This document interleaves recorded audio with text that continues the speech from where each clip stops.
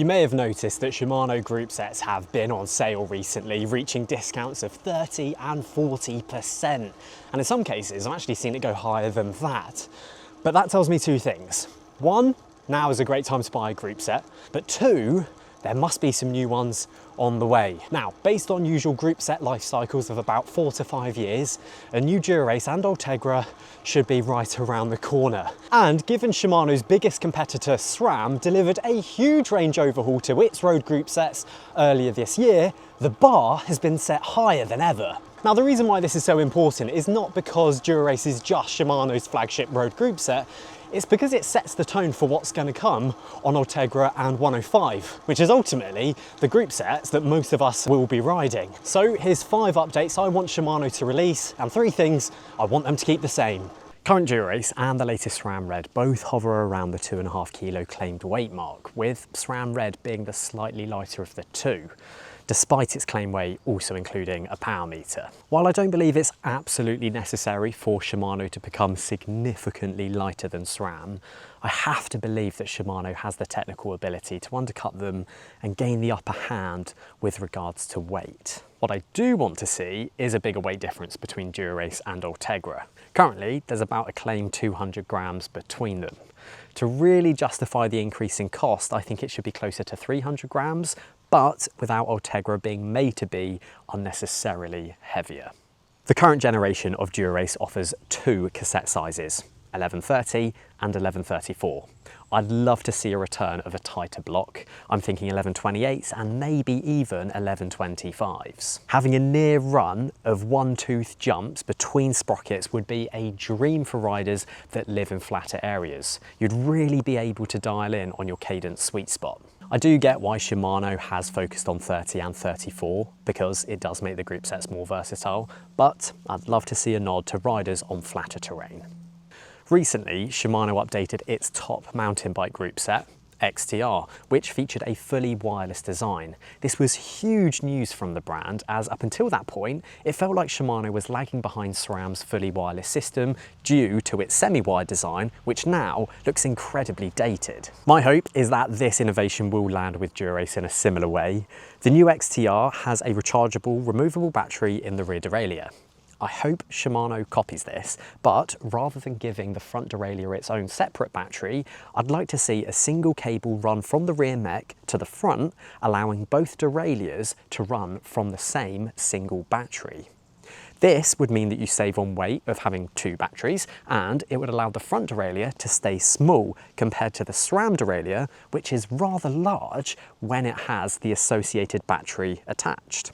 Yes, it is handy having 2 batteries on your bike, as if one dies, you can keep switching them around and basically keep interchanging them to get you home. But perhaps you can just carry a spare battery with you if you're that nervous about your batteries dying. Moving to a system like this would be lovely, as it would put an end to needing a central battery stowed away in the seat tube, which can then fall victim to loose connections. In short, I want Shimano to ditch the clunky central battery, modernise the system, but make it sleeker than what SRAM is currently offering.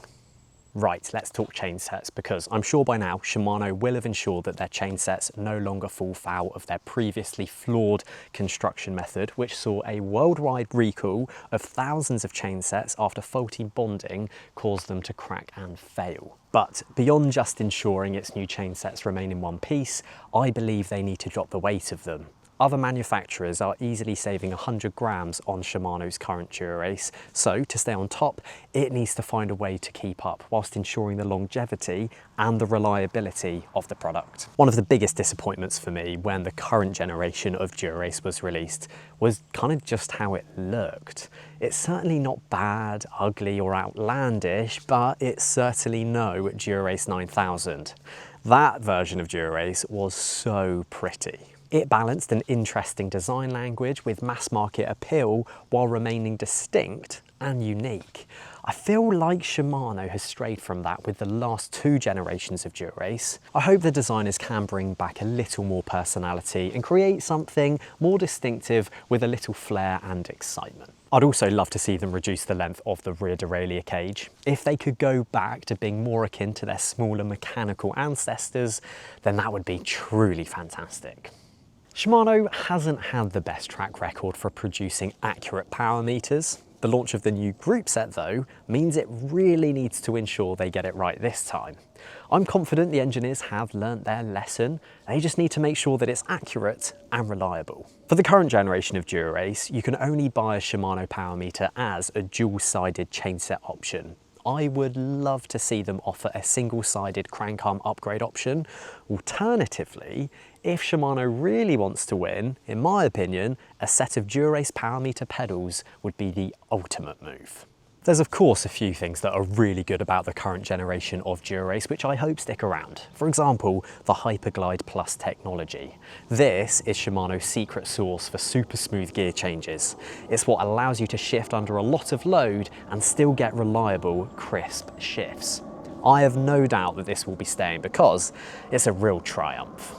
Some brands are moving towards 13-speed gearing. To be honest, I really hope Shimano doesn't go that same way. I hope they hold firm at 12 because I believe it's perfectly adequate. Going to 13 requires thinner chains, thinner sprockets, and more shoehorning of a 13th sprocket into the back of the rear triangle. 12-speed group sets, as we have them, are reliable, durable, and since Ultegra and 105 are also 12-speed, it allows for some level of cross-compatibility if, say for example, you wanted to replace your chain and cassette for a cheaper version when it comes time for servicing. I think let's leave it. Let's stick with 12 for at least another generation. I just really don't think we need any more. And lastly, going back to those aesthetics, I really hope that Shimano keeps Dura-Ace in a gloss finish because I think the matte finish just doesn't feel quite as premium. So let me know down below, what updates do you want to see on the next Dura-Ace and what do you want to see stay exactly the same?